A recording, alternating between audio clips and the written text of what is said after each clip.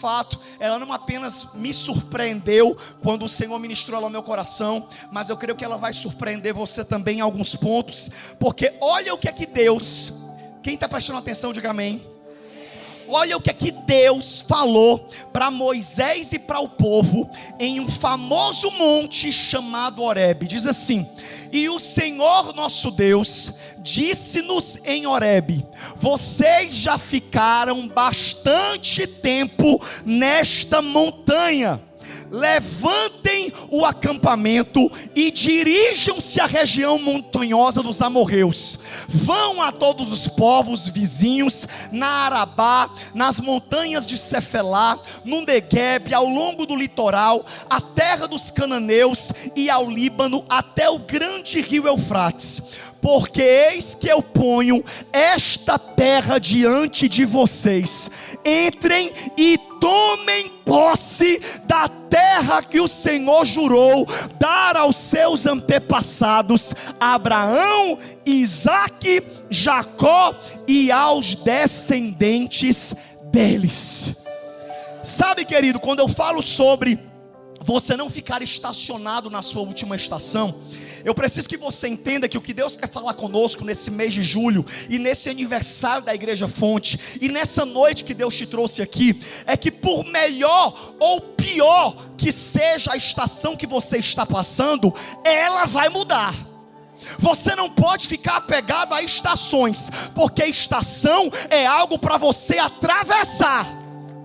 Você não pode confundir estação com destino.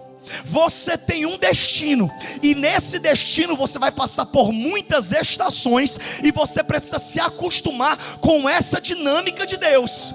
Sabe por quê, irmão? Porque quando Deus ministrou ao meu coração essa palavra, quando Deus falou para mim: Samuel, prega para o meu povo esse mês, que eles não fiquem estacionados na última estação que eles viveram.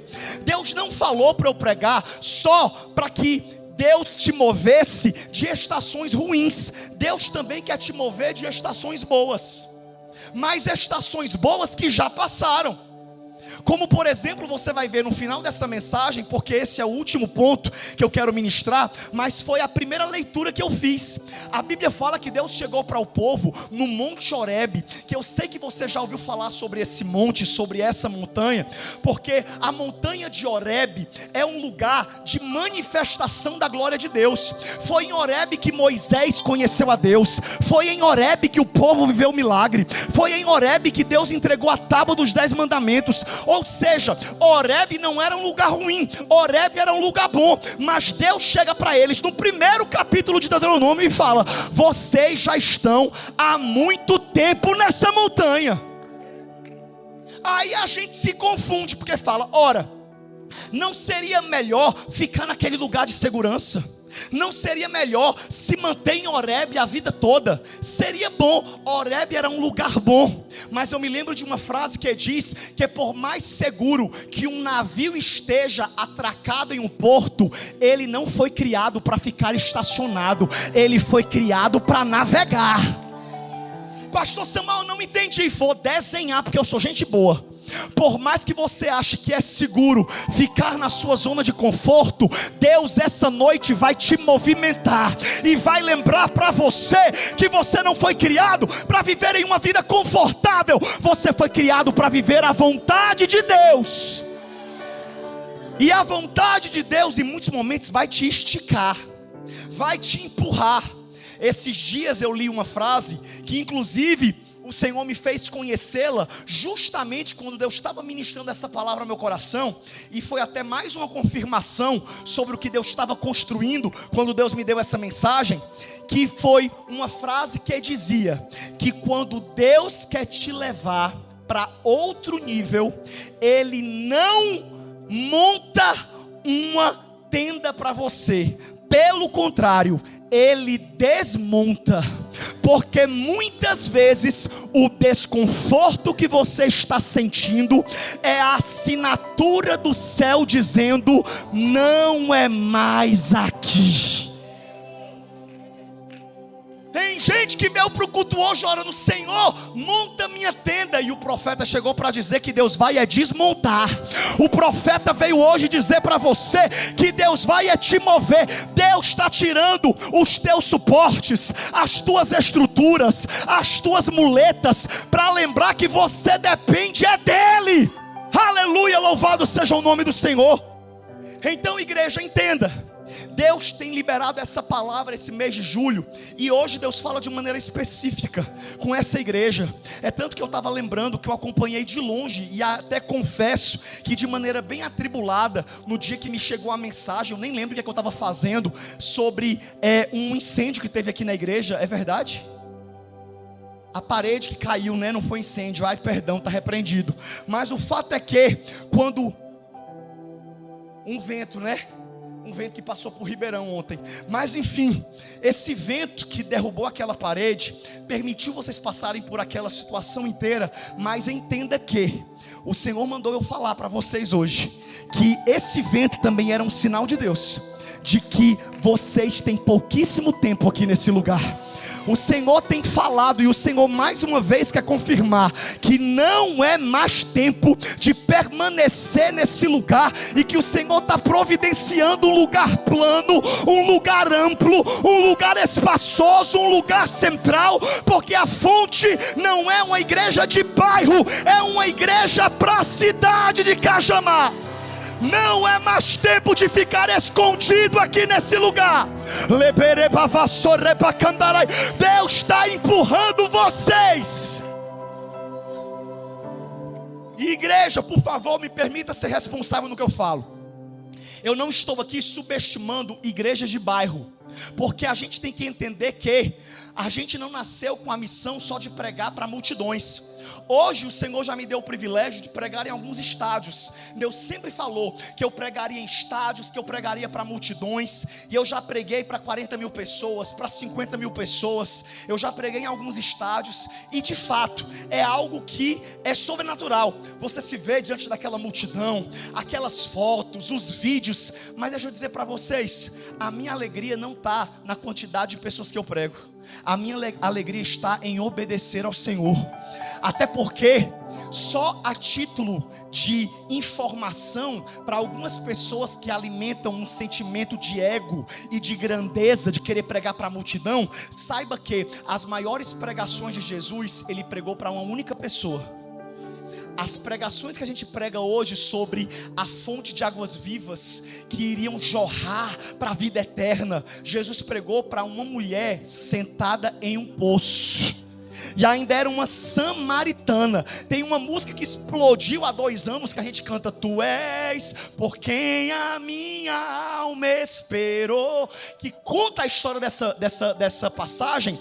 E tantas outras músicas que falam sobre essa passagem de João capítulo 4. Mas às vezes a gente esquece que essa pregação que até hoje roda o mundo foi pregada para uma samaritana em um poço.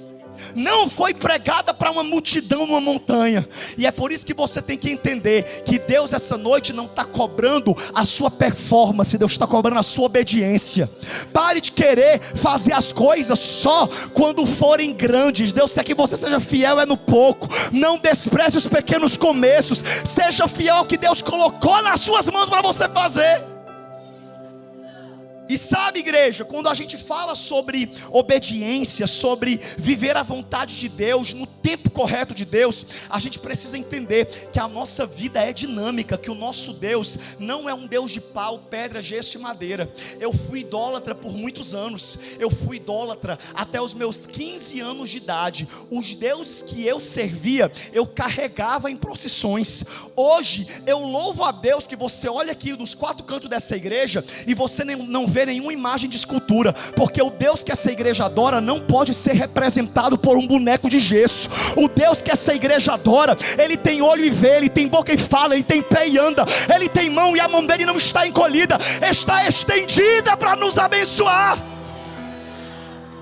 O Deus que você serve hoje, eu tenho uma boa notícia para te dar: você não precisa mais carregá-lo. Isaías 46:3 fala que é Ele quem te carrega nos braços.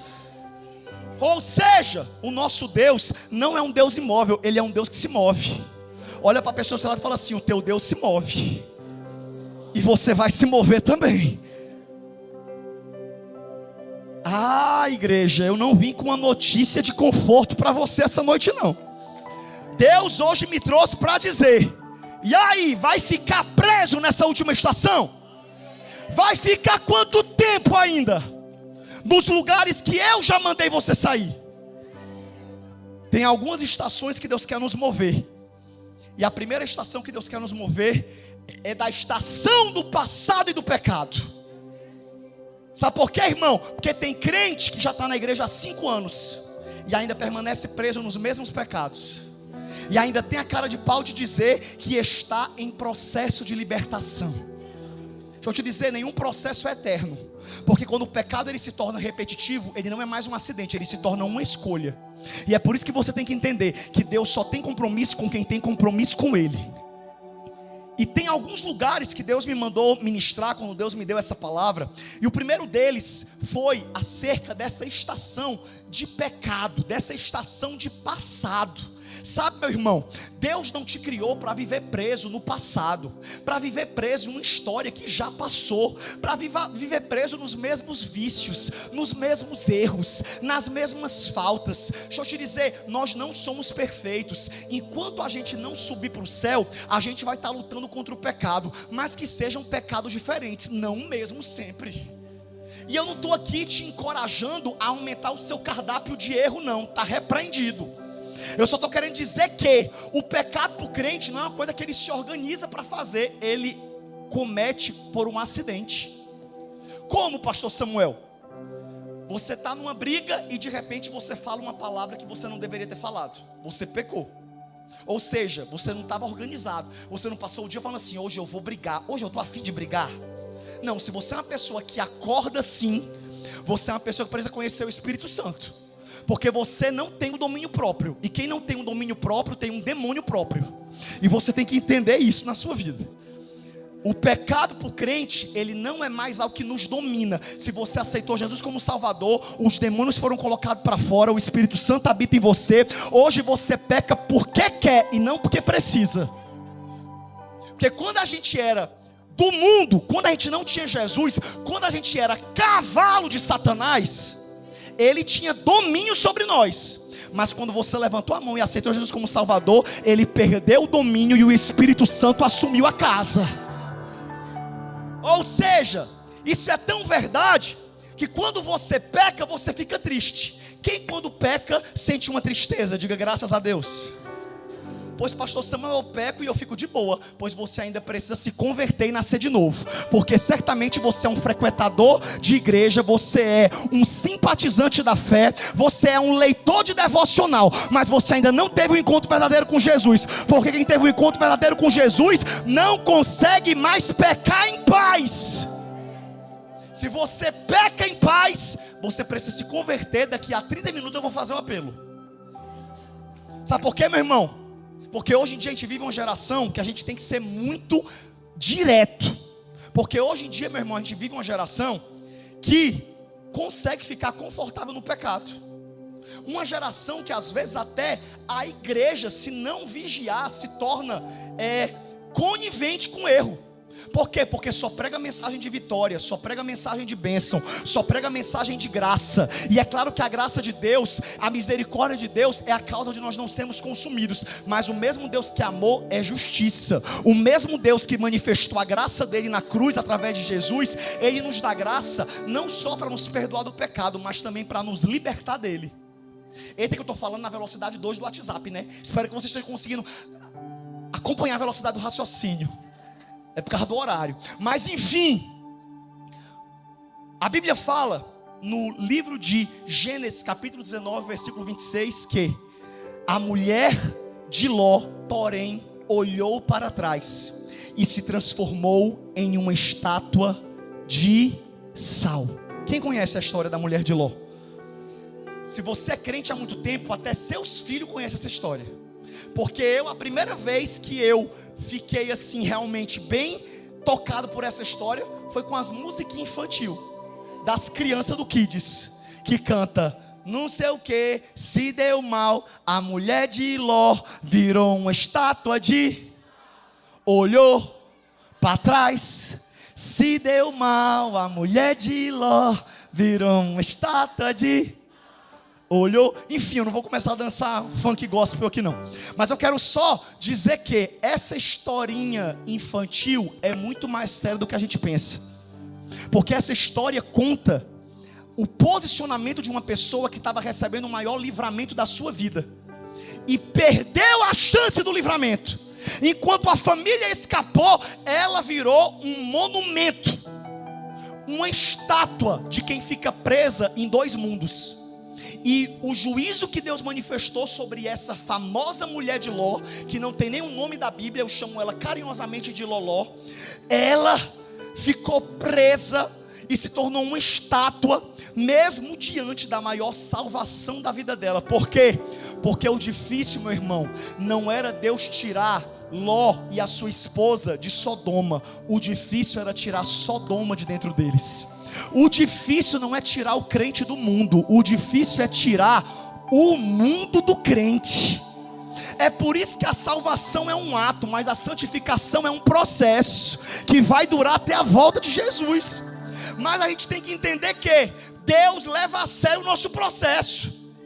Sabe, igreja, quando a Bíblia fala que a mulher de Ló virou uma estátua e ficou presa, é tanto que eu estive em Israel algumas vezes. E a primeira vez que eu fui em Israel, eu fui fazer um rally à noite, com um quadriciclo, com um bocado de amigo meu, porque a gente estava com a noite livre nesse dia, lá num hotel. E aí, a gente não tinha o que fazer, e gente ociosa só serve para entrar em problema. E aí alguém falou: ei, tem um passeio aqui de quadriciclo num deserto aqui, embora? E aí ninguém tinha o que fazer, eu topei com alguns casais e nós fomos. Já eram umas 5 da tarde, quando a gente foi, pegamos cada um quadriciclo, tinha uns árabes lá, que eram os donos do local, tudo armado, com cara de terrorista, e aí, nós fomos. Quando a gente está lá, entrando num deserto, só areia para todo lado, eu caí na besteira de perguntar: ei amigo, vem cá, que região é essa aqui? Aí o cara falou em inglês: nós estamos entrando na região de Sodoma e Gomorra.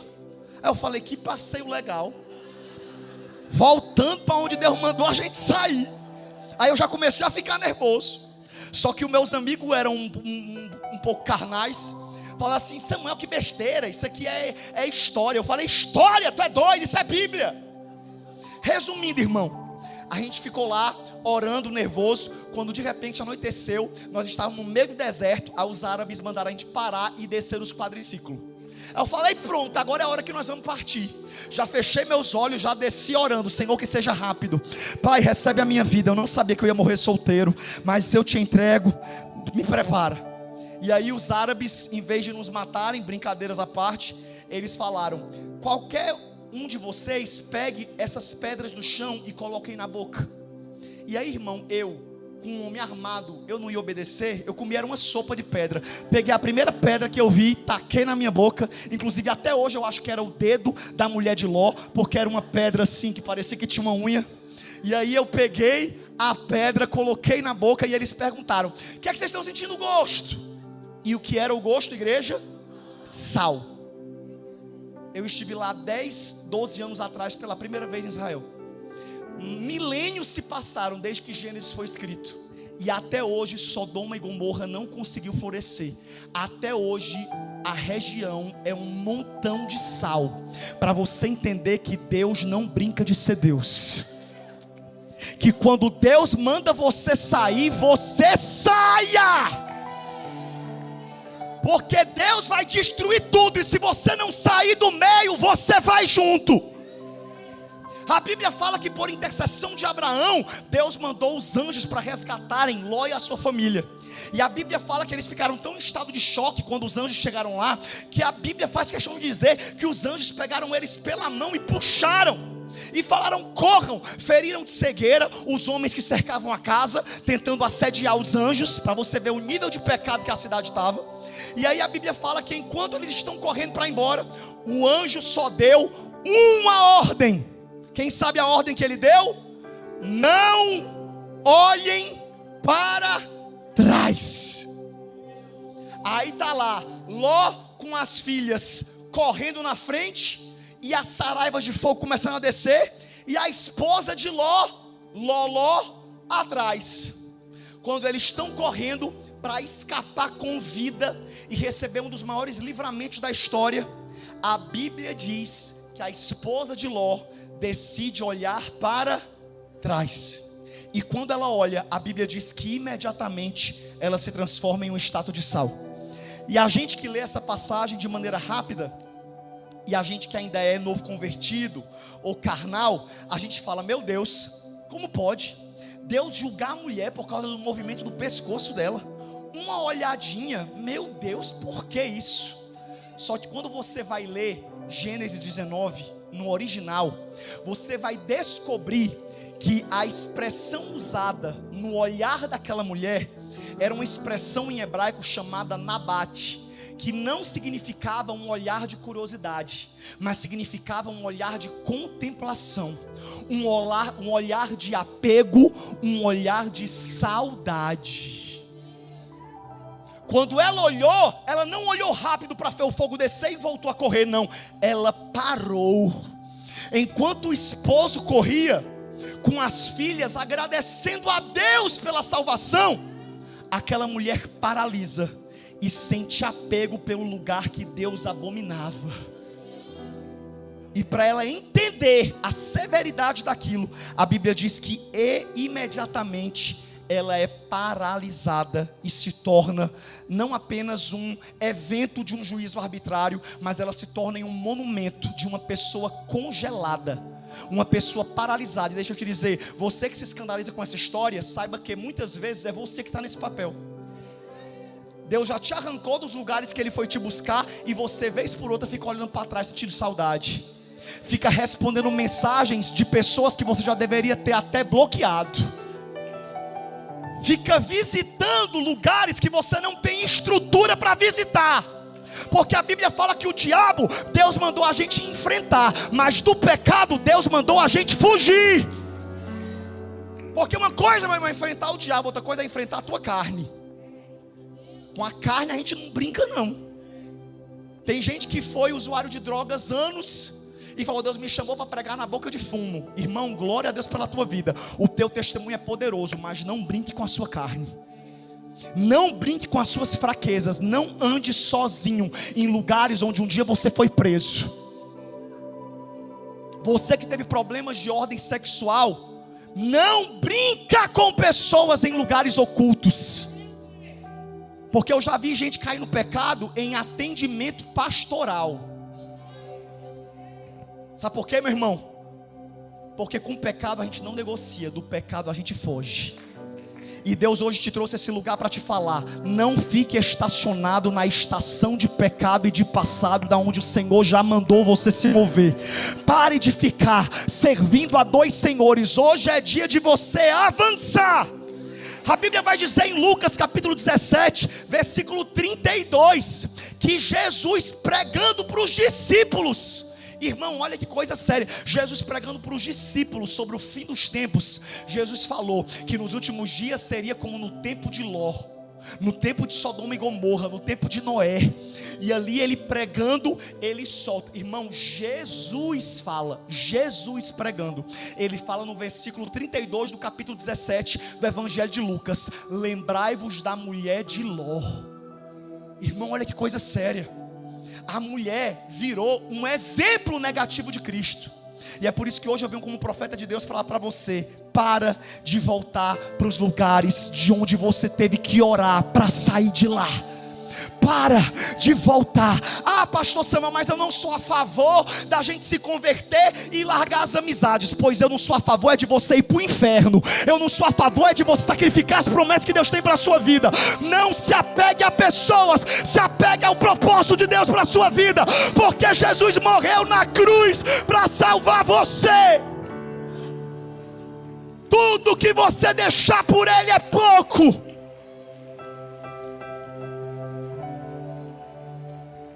Ame as pessoas, mas não seja dependente delas.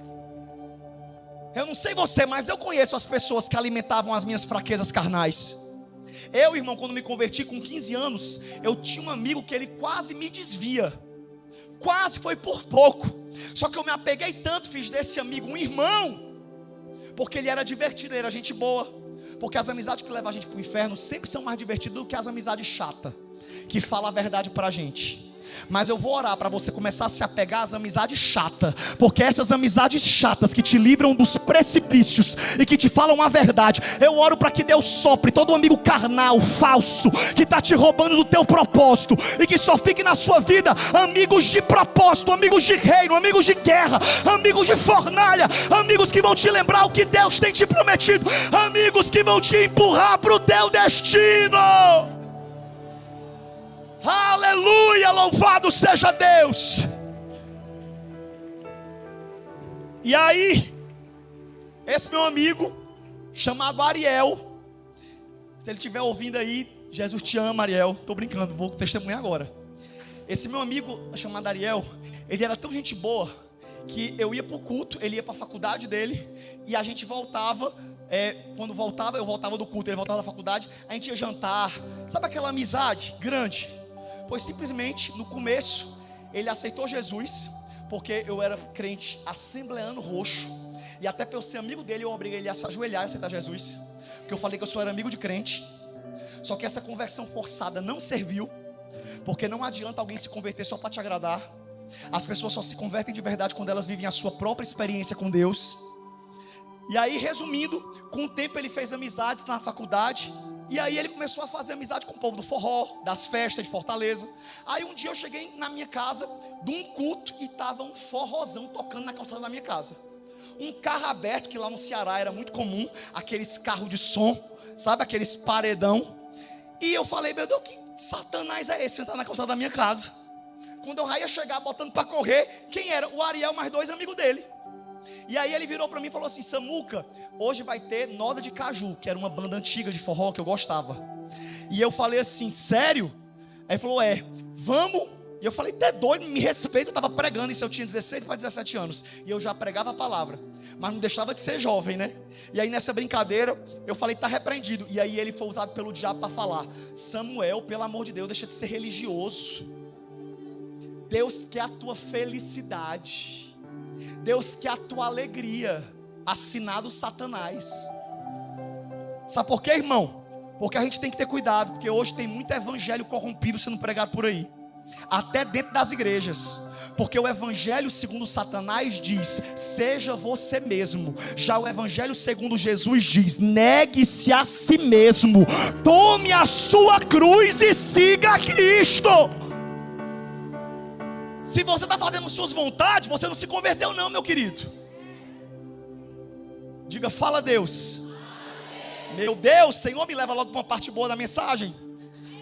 Fica comigo aí, Cledinho, porque tu que está me ajudando a anestesiar a palavra. Nem todo mundo está gostando, o problema deles, eu vou entregar tudo. Escute. Esse Ariel, nesse dia, quase me convence. E eu falei, pois amigo, eu vou, mas a gente pode voltar na hora que eu quiser? Pode. Escuta, eu chegando de um culto com 17 anos, fui no meu quarto trocar de roupa para ir pro forró. Eu vou me expor aqui, porque eu quero ajudar vocês. Aí eu subi, abri o guarda-roupa, procurei até a minha sapatilha, porque o forrozeiro, ele usava uma sapatilha para dançar forró. Ele tinha um sapato específico. E eu não sei porquê, obra do demônio, eu ainda tinha a sapatilha guardada. Sabe por quê, meu irmão? Porque quem acha que vai voltar para o pecado, guarda as coisas do passado. É por isso que Eliseu, para poder viver o que ele viveu, ele não estacionou as carroças, ele tocou fogo nelas. E Deus está mandando pessoas queimarem as carroças essa noite. Deus está mandando pessoas queimarem as pontes com o passado. Deus está mandando pessoas bloquearem pessoas. Qual foi a parte que você não entendeu? Que não tem volta. A vida com Deus é uma decisão, é um caminho sem volta. Resumindo, eu me arrumei, tomei banho, botei meu Connection da Boticário, o perfume que eu usava na época. Só que eu caí na besteira, olha na besteira que eu caí, de orar antes de sair. Vocês crê? Olha como é bom a gente ser pentecostal. Quando eu botei a mão na maçaneta, eu falei, eu vou orar primeiro. Aí eu me ajoelhei e falei, Senhor, Tu conhece a minha vida, o meu deitar e o meu assentar e o meu levantar. O Senhor sabe que eu tenho caminhado diante de Ti em santidade. Mas hoje, Senhor, eu vou ali só dar uma voltinha. Jesus, eu te peço, pelo Teu amor, não volte essa noite. Porque não é possível que em 2 anos que eu te sirvo, Tu vai escolher logo hoje para fazer o arrebatamento da igreja. E eu comecei a orar. E aí, irmão, o mais legal, sabe o que é? É que de repente o Espírito Santo tomou conta da minha boca. Porque a Bíblia diz que é o Espírito Santo que ora por nós. E aí de repente a minha oração começou a falar. Não era mais nem eu falando. Eu falei, porque Senhor, lá não tem nada para mim. Eu sei. Mas é uma curiosidade, é só para eu agradar aquele menino velho, que é meu amigo. Mas Deus me livra da bala perdida, da confusão, das facas, do risca-faca, que era o forró dos risca-faca. Jesus me livra. E eu comecei a orar, porque Senhor, eu te prometo que eu nunca mais vou voltar lá. Porque de lá, Senhor, eu já vim. De lá o Senhor já me tirou. Não tem nada para eu fazer lá, é só coisa do cão. Irmão, de repente eu comecei a me evangelizar na minha oração. Aí no final da oração, como é que eu terminei? Eu não vou mais não. Diga glória a Deus por isso. E eu desci na calçada e falei, Ariel, vai logo embora com esses cão da minha calçada. E resumindo, na semana seguinte Deus me fez viver uma terrível decepção com ele. Eu descobri uma mentira dele grande. Sabe por quê? Porque tem momento na nossa vida que se você não tomar decisão, Deus vai fazer igual o anjo fez. Puxou Ló e a mulher dele pela mão. E o Senhor te diz que tem decepção e rejeição na sua vida, que é Deus quem permite, para poder você não perder o seu propósito. Agradeça pelas pessoas que Deus arranca da sua vida. E ali, para a glória de Deus, acabou a amizade. Eu me afastei na época por conta dessa decepção. E aí tempo depois ele se converteu, aceitou Jesus. Hoje é crente, a família toda está na igreja e serve na igreja que eu era pastor lá em Fortaleza. Cuida de casais. E um testemunho que ele falou, que foi um dos motivos principais pelo qual ele se converteu, foi ver o meu posicionamento de não largar Jesus para viver no pecado. E quando ele chegou no fundo do poço, ele lembrou do amigo dele que era crente e falou, eu preciso viver a vida que o Samuel vive. E hoje está lá servindo a Deus. Então, saia dessa estação. Saia da estação de dor também. A Bíblia fala que, e eu vou resumir para poder a gente já orar. A Bíblia fala que Deus fez uma promessa para Abraão, e todo mundo conhece bem essa história, que Deus chegou para Abraão no capítulo 12 de Gênesis e falou, Abraão, sai da tua terra, da tua parentela, e vai para a terra que eu te mostrarei. E eu não sei você, mas eu quando li essa passagem pela primeira vez, eu me impressionei com 2 coisas. A primeira coisa que eu me impressionei foi com a forma rápida que Deus falou. Deus não deu, eita, sai espírito gago. Deus não deu nem bom dia para Abraão. Com Moisés, irmão, Deus preparou, foi um piquenique, mandou ele tirar a sandália dos pés. Foi uma conversa mais amigável. Com Abraão não, Abraão estava lá de boa, do nada, sai da tua terra. Deu um susto no homem. E a Bíblia fala que, primeiro, isso me impressiona. E a segunda coisa que me impressiona é que a Bíblia diz que Abraão não pensou, Abraão obedeceu. E a gente olha e fala, meu Deus, que homem de fé. Realmente ele é o pai na fé por isso. Porque ele foi muito corajoso, ele foi muito valente, ele foi muito obediente. Só que para você entender porque ele obedeceu tão rápido, você tem que ler o capítulo 11. Porque no capítulo 11 a Bíblia conta a história do pai de Abraão, que era Terá. Que a Bíblia fala que ele decidiu sair lá da terra de Ur dos Caldeus e ir justamente para Canaã, sem nem Deus revelar. Isso aqui já é coisa para outra pregação. Mas a Bíblia fala que quando Terá, pai de Abraão, decidiu sair da sua terra e ir para Canaã, que era justamente a terra da promessa que Deus prometeria para os seus descendentes logo mais, a Bíblia fala que Terá pegou seus filhos, que não era só Abraão, mas também Naor e Arã, pegou a família deles e falou, vamos embora. Só que quando eles estavam se preparando para ir embora, a casa de Terá foi abalada por um luto, porque o irmão mais novo de Abraão, justamente o pai de Ló, cujo nome era Arã, morre. E quando ele morre, foi um momento de dor, porque nenhum pai está preparado para perder um filho.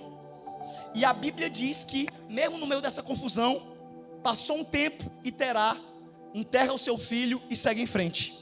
Só que quando ele segue em frente, escute isso. Gênesis capítulo de número 11, versículo 31.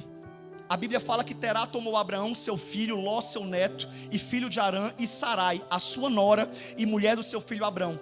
E juntos partiram de Ur dos Caldeus para Canaã. Só que, essa palavra aqui, irmão, é loucura. É loucura isso daqui, ó.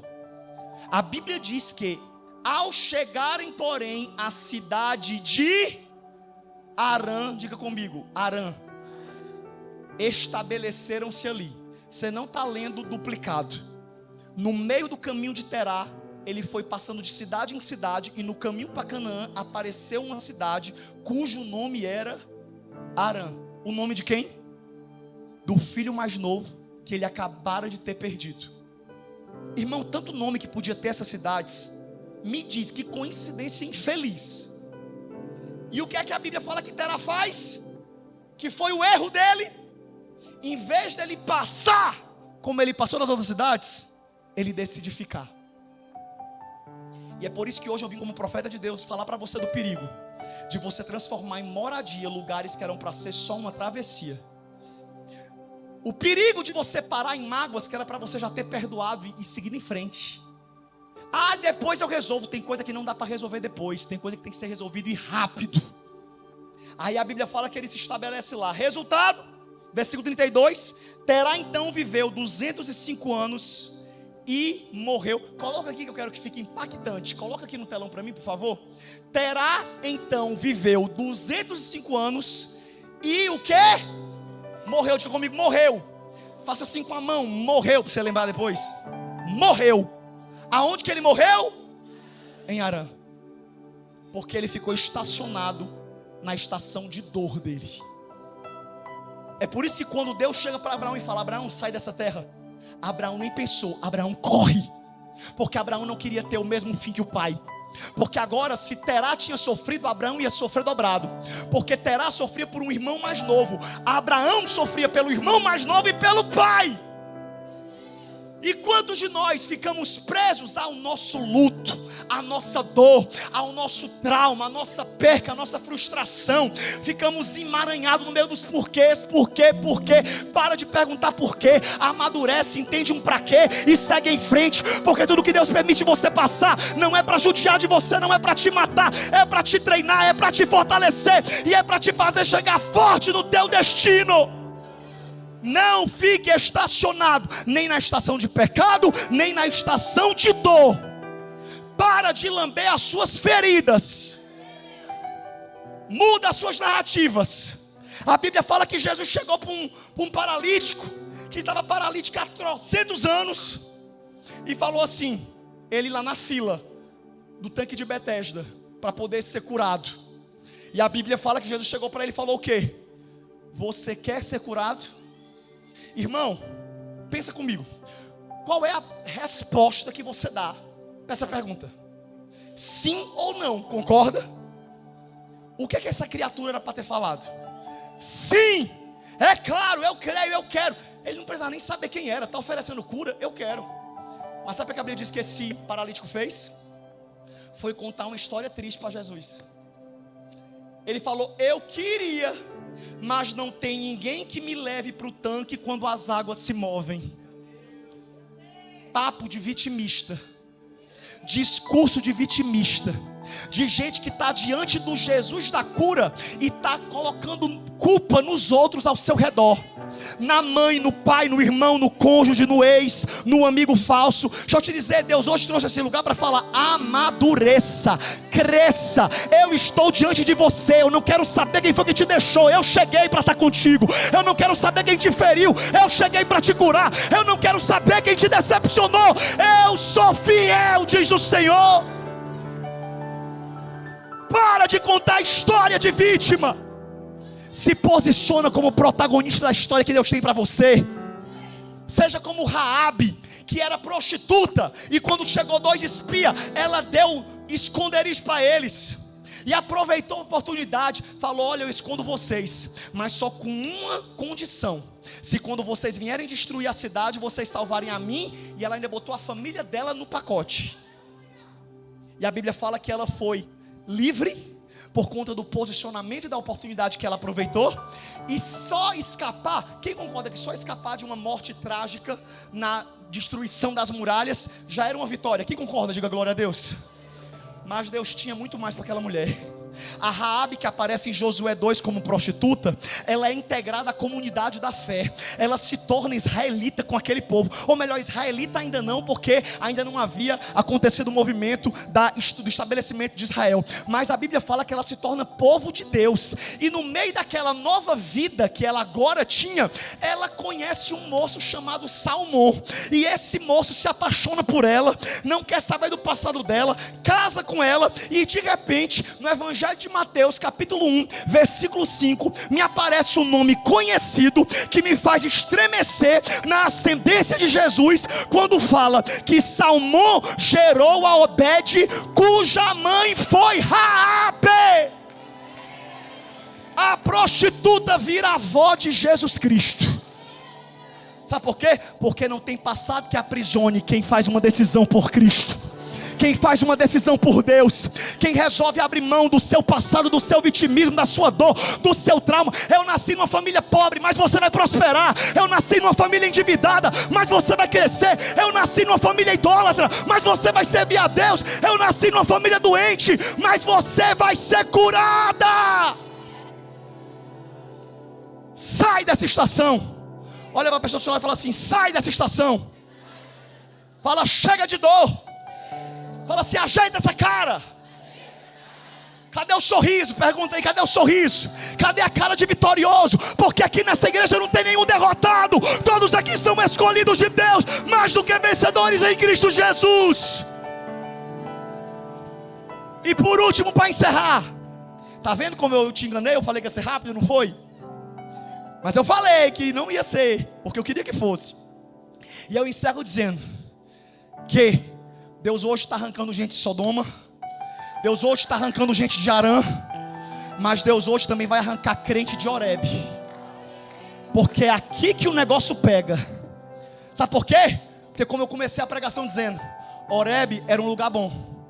Horebe era um lugar da glória de Deus. Horebe era um lugar de revelação. Mas a Bíblia fala que Deus mandou eles levantarem de Horebe, juntarem o acampamento e seguirem para a terra da promessa. E sabe o que Deus está falando para mim e para você? É que você também não pode ficar preso na sua última estação espiritual gloriosa. Você tem que entender que vida com Deus não é um evento. Vida com Deus é um relacionamento. Tem crente que está vivendo igual o povo vivia em Horebe, com as lembranças da última conferência, com as lembranças do último mover, com as lembranças do último avivamento. Tem gente que vai ficar cheio de lembranças dessa semana de aniversário. Mas deixa eu falar, o aniversário vai acabar, mas a glória de Deus vai continuar descendo no seu quarto. A presença de Deus vai continuar te acompanhando. Você não vai ficar preso em Horebe, você vai continuar. Tem um livro que eu amo, que eu indico para todo mundo ler. É um livro chamado Caçadores de Deus. É um dos livros mais incríveis que marcou minha vida. Eu já li umas 8, 10 vezes esse livro. E só o primeiro capítulo já é poderoso. Porque o primeiro capítulo explica a diferença entre os estudiosos de Deus e os caçadores de Deus. O capítulo ensina, e eu encerro ensinando isso para você entender, que os caçadores de Deus são diferentes dos estudiosos. Inclusive o Ministério de Louvor já pode se posicionar aqui atrás de mim, por favor. A Bíblia diz que é maravilhoso conhecer a palavra, estudar sobre Deus. Mas deixa eu te falar, os estudiosos de Deus, quem está prestando atenção, diga amém. Os estudiosos de Deus estudam onde Deus esteve, o que Deus fez, quem Deus era. Já os caçadores de Deus, eles querem saber onde é que Deus está agora. O que é que Ele está fazendo nessa geração? Os caçadores de Deus não se contentam em conhecer a Deus de ouvir falar. Eles querem com Deus andar. E é isso que eu vim profetizar sobre a sua vida. Que Deus vai te empurrar para o teu destino. E você não vai ficar preso em estações que já passaram. Fica de pé aí.